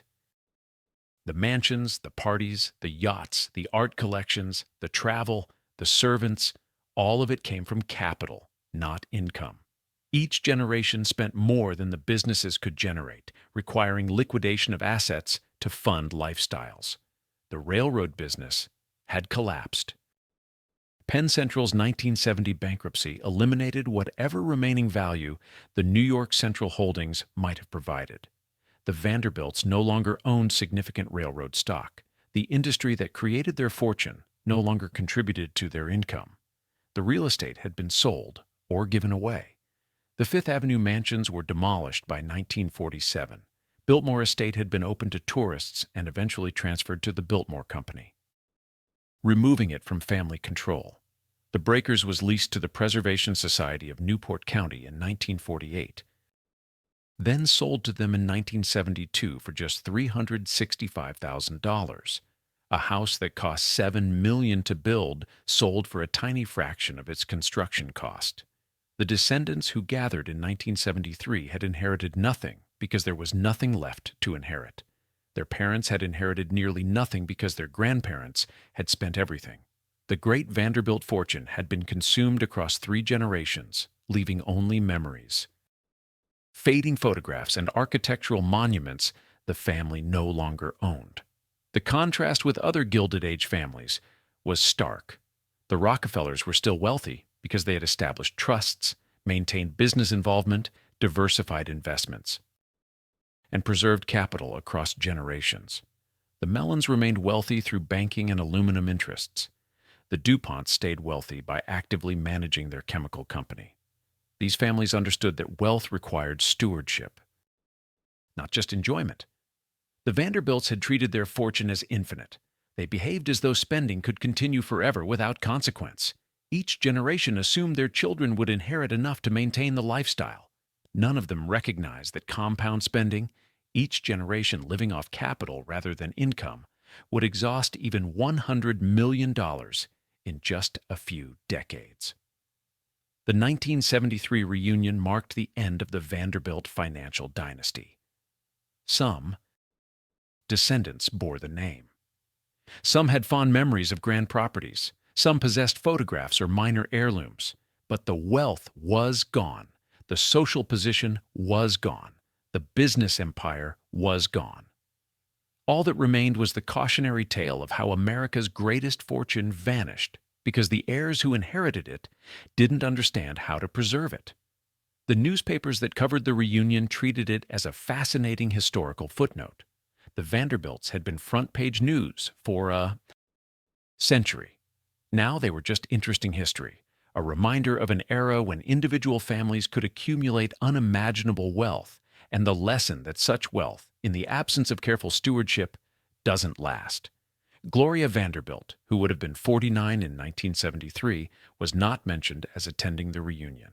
She was living in New York, working on her fashion design business, raising her sons Carter and Anderson from her marriage to writer Wyatt Cooper. Gloria had grown up with the Vanderbilt name, but almost none of the Vanderbilt wealth. Her father Reginald had spent his inheritance before his death. Her infamous custody battle as a child had been over control of a trust fund worth perhaps $5 million in modern currency. Substantial, but nowhere near the tens of millions her grandfather had inherited. Gloria's experience exemplified the Vanderbilt decline. She bore one of America's most famous names, but it brought her no fortune. She had to work to build her own career, to create her own income. The Vanderbilt name opened some doors through recognition, but it provided no trust fund, no business to manage, no inherited income. She was a working woman who happened to have a famous surname. Her sons would grow up even further removed from Vanderbilt wealth.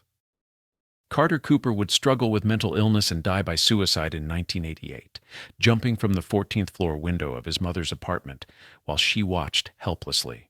Anderson Cooper would attend Yale, work multiple jobs to support himself, and eventually become a CNN anchor through his own efforts.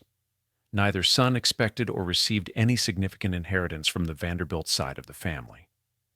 The 1973 reunion was the moment when the final accounting became public. The Vanderbilts were broke. The fortune was gone. The curse of the Breakers and all the other monuments was complete. They had built houses that lasted a century, while the wealth that built them lasted less than one lifetime beyond the founders. Death. Future business school students would study the Vanderbilt fortune as a case study in wealth destruction. Financial advisors would cite it as an example of why trusts matter, diversification is essential, and spending must be limited to income rather than capital. The family that had once defined American wealth became the cautionary tale about how not to manage inheritance. Chapter 12. Gloria and the Designer Genes.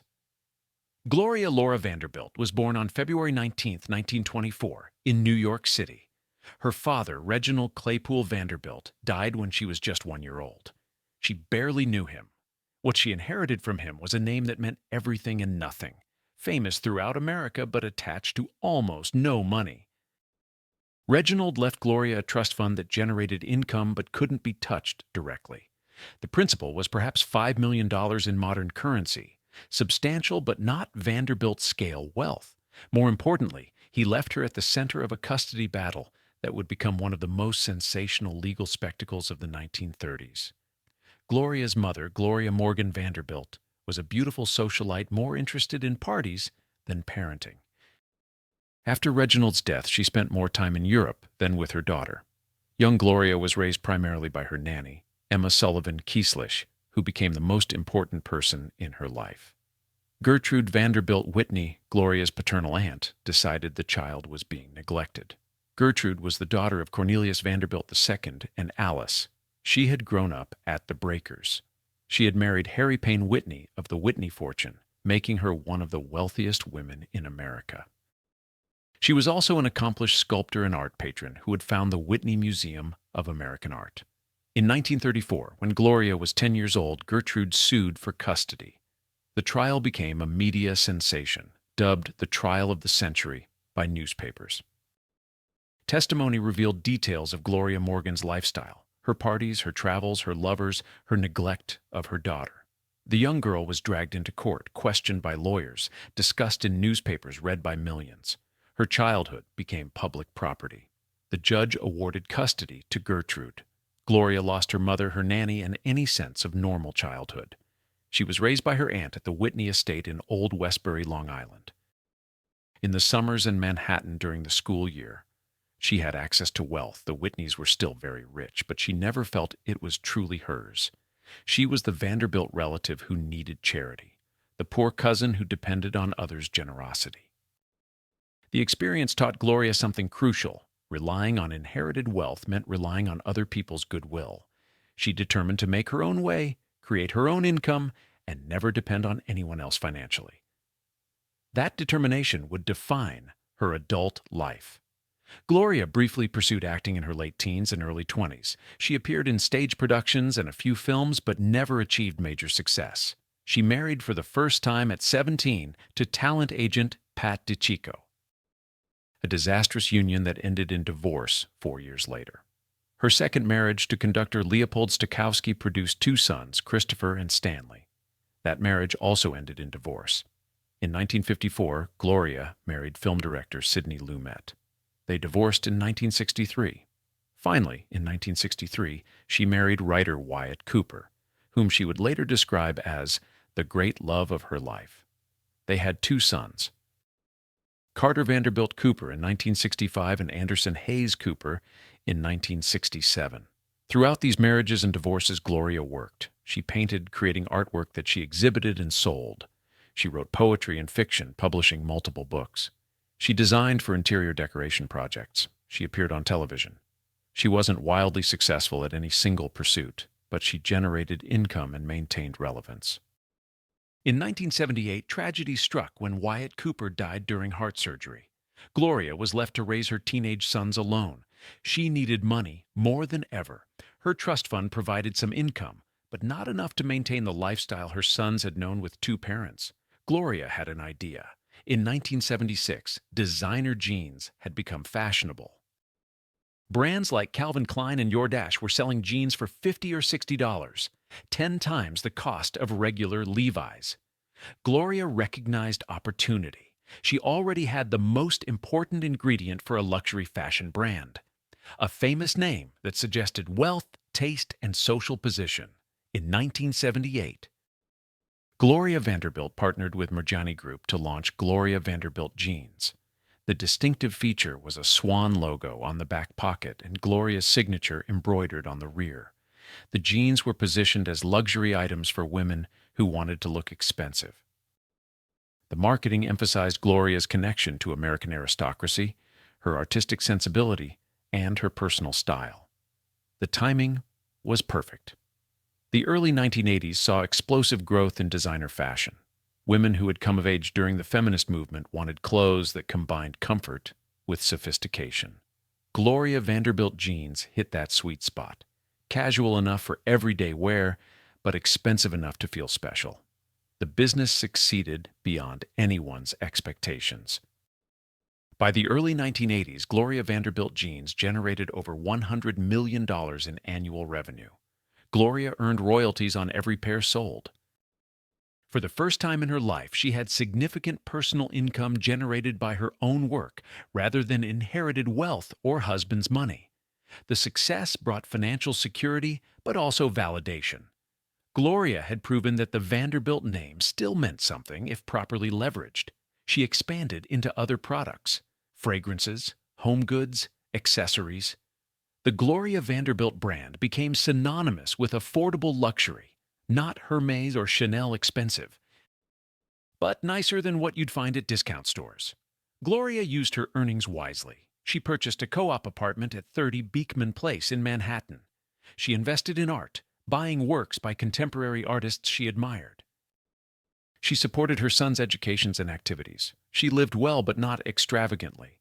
She remembered the lesson of her ancestors: spending beyond income leads to ruin.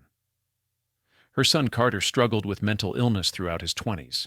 On July 22, 1988, during a severe depressive episode, he jumped from the 14th floor window of Gloria's apartment while she tried desperately to stop him. He was 23 years old. The tragedy devastated Gloria and haunted her for the rest of her life. Anderson Cooper, her younger son, handled his brother's death by throwing himself into work. He attended Yale, then entered journalism, starting as a fact-checker at Channel One News. He worked his way up through local news assignments, then became a correspondent for ABC News, then moved to CNN, where he eventually got his own primetime program. Throughout Anderson's career, Gloria never offered financial support beyond paying for his undergraduate education. Anderson later told Howard Stern, "My mom's made clear to me that there's no trust fund. There's none of that. I don't believe in inheriting money. I think it's an initiative sucker. I think it's a curse." Anderson's attitude reflected both his mother's teachings and his own observations of family history. He had grown up knowing that his famous name came with no fortune. He had learned that previous Vanderbilt generations who inherited money generally wasted it. He had seen that the relatives who worked and earned proved happier than those who simply spent inherited wealth. When Gloria Vanderbilt died on June 17, 2019, at age 95, her will revealed that she left Anderson most of her estate. His half-brother Stanley received the Beekman Place apartment. Christopher, who had been estranged from the family for decades, received nothing. Her estranged son, Leopold Stokowski Jr., was also not mentioned. The total estate was estimated at approximately $10 million, a comfortable sum but not vast wealth. Gloria had earned the money through her jeans business, art sales, book deals, and careful investing. She spent most of what she earned enjoying life, supporting her sons, and helping friends and causes she cared about. She didn't accumulate great wealth because that wasn't her goal. She wanted security and independence, and she achieved both. For Anderson, the inheritance was significant but not life-changing. His net worth from his CNN salary and other work was already estimated at over $100 million. He had built his own fortune that dwarfed anything he inherited. The Vanderbilt wealth had come full circle. The great-great-great-grandson of the Commodore had to build his career entirely from scratch, just as the Commodore had started with $100 borrowed from his mother.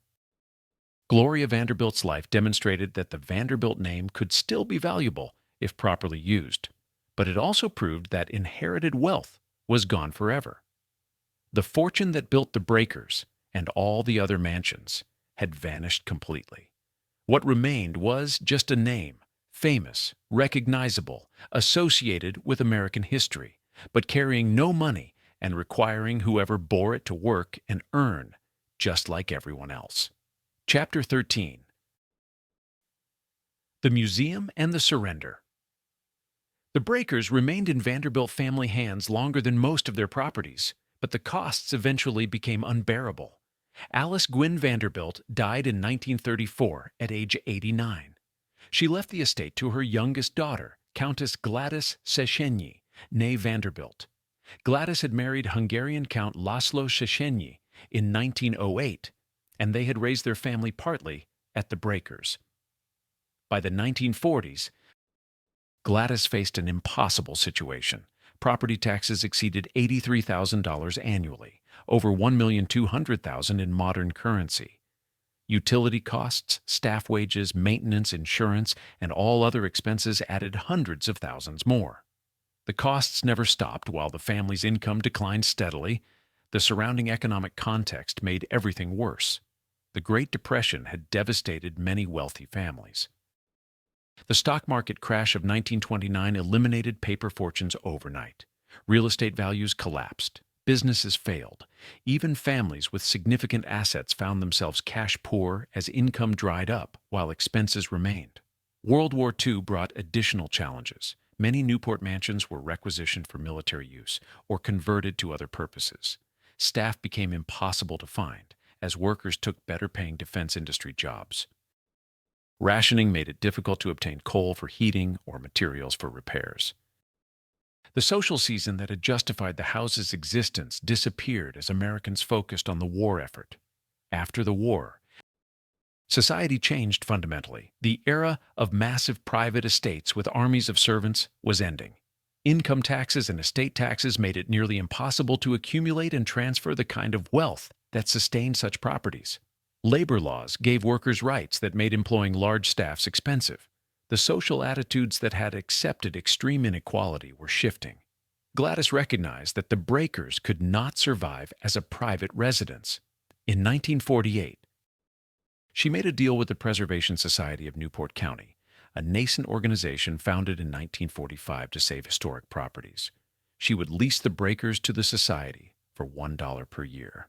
In exchange, the society would open it to public tours, cover all operating expenses, and maintain the property. The arrangement was genius from Gladys's perspective. She no longer bore any costs but retained ownership and the right to live on the third floor during summer months. Her family could still use the Breakers without paying crushing expenses. The house would be preserved and maintained by someone else while remaining technically in family hands. The Preservation Society benefited enormously. They gained access to Newport's most magnificent mansion and could charge admission to tour it. The income from tickets would fund not just the Breakers, but other preservation efforts throughout Newport. The house became the Society's flagship property, attracting hundreds of thousands of visitors annually. Public tours began in 1948 and were immediately successful. Americans who had read about the Vanderbilts and their palaces could now see inside.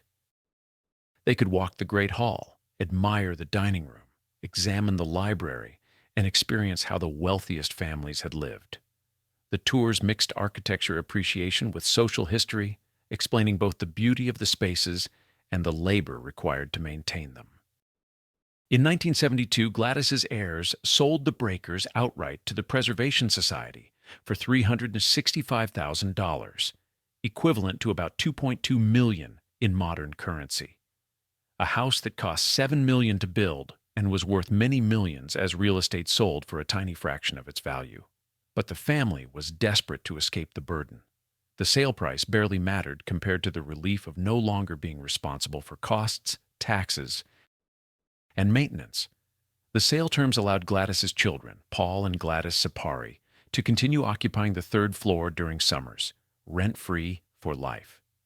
This arrangement continued until 2018, when the Széchenyi family finally vacated.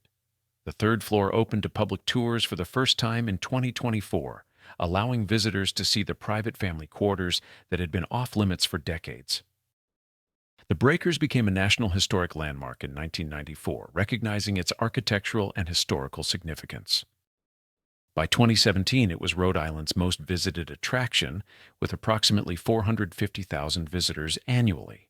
Tour tickets range from $25 to $75, depending on which areas were included. The house generated millions in revenue while requiring millions for maintenance and operation. Other Vanderbilt properties followed similar paths. Marble House was sold to Frederick H. Prince in 1932, less than a year before Alva Belmont's death. The Prince family carefully maintained it for 30 years before selling it to the Preservation Society in 1963, with virtually all original furnishings intact. It joined the Breakers as a museum and tour destination. Biltmore Estate in North Carolina followed a different trajectory. George Vanderbilt's widow Edith and daughter Cornelia struggled with the property's costs after George died in 1914. They opened limited areas to paying visitors in 1930 during the Depression to generate income. After Cornelia's death, her sons William and George Cecil gradually expanded public access while retaining private family areas.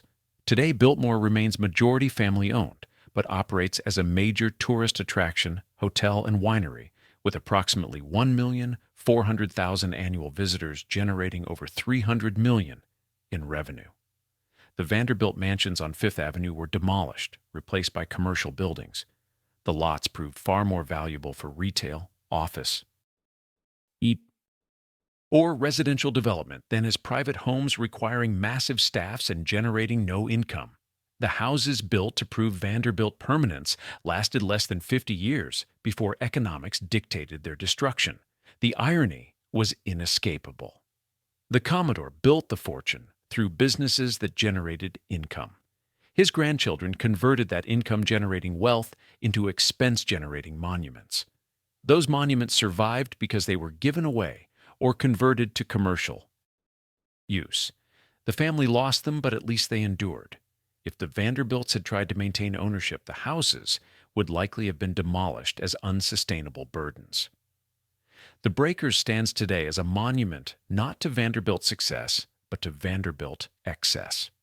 Visitors tour the 70 rooms and learn that this was a summer house occupied 8 weeks per year.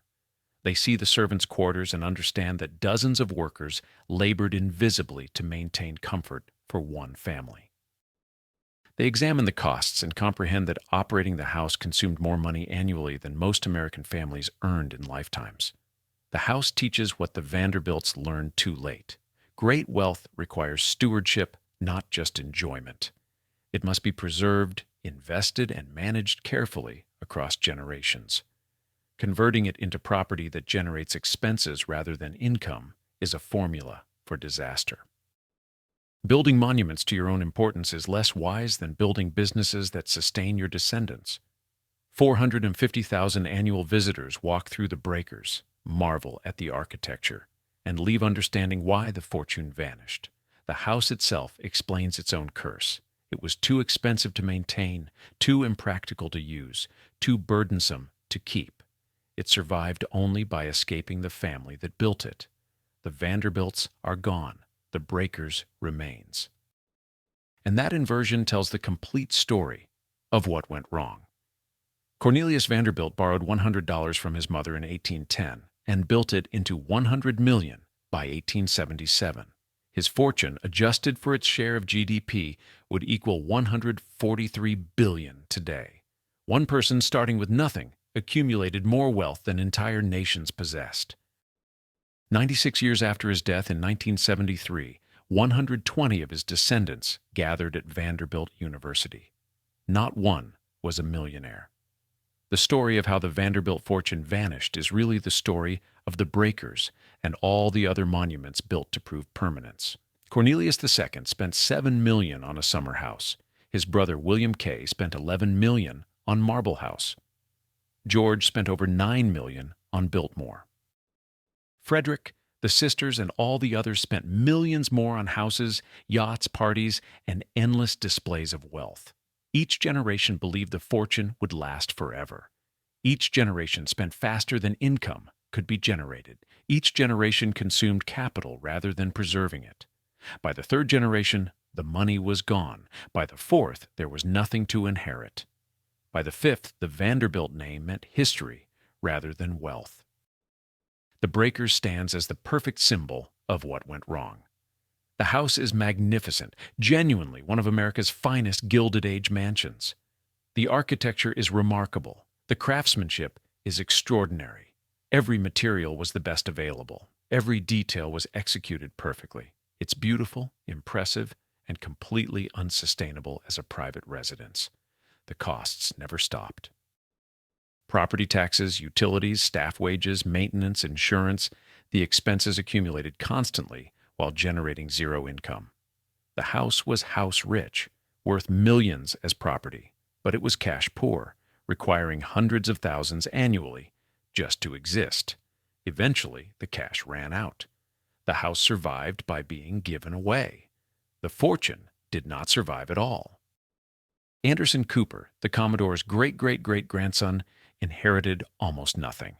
Gloria told him there was no trust fund. She had earned her own money through designer jeans and spent most of what she made. When she died in 2019, she left him approximately $1.5 million. Comfortable, but not Vanderbilt-scale wealth. Anderson built his career entirely himself. Starting from nothing like his famous ancestor, the cycle came full circle. The Commodore started with $100 and built $100 million. 5 generations later, his descendant inherited less than $2 million and had to build his own career. The fortune that seemed infinite lasted less than 1 century. The houses built to prove permanence outlived the wealth that created them by being sold to preservation societies and opened to tourists. What lessons does the Breakers teach? That great fortunes require active management, not passive enjoyment. That spending must come from income, not capital. That converting wealth into expenses rather than investments is financial suicide. That houses rich and cash poor is just another way of saying eventually broke. The Vanderbilt story is America's most famous example of inherited wealth squandered. Business school students study it as a cautionary tale. Financial advisors cite it when explaining the importance of trusts, diversification, and spending discipline. The family that defined Gilded Age excess became the textbook example of wealth destruction. But the Breakers still stands. 450,000 people visit annually, paying to tour the 70 rooms and 14 acres. They marvel at the Great Hall, examine the dining room, admire the library. They learn about Cornelius Vanderbilt II and Alice, about the construction process, about life during the Gilded Age, and when they leave, they understand why the fortune vanished. The house explains itself. It's too big, too expensive, too impractical, too burdensome. It survived only by escaping the family that built it. The Vanderbilts couldn't afford to keep it. The Preservation Society could because they converted it from a private burden into a public attraction that generated income rather than consuming it.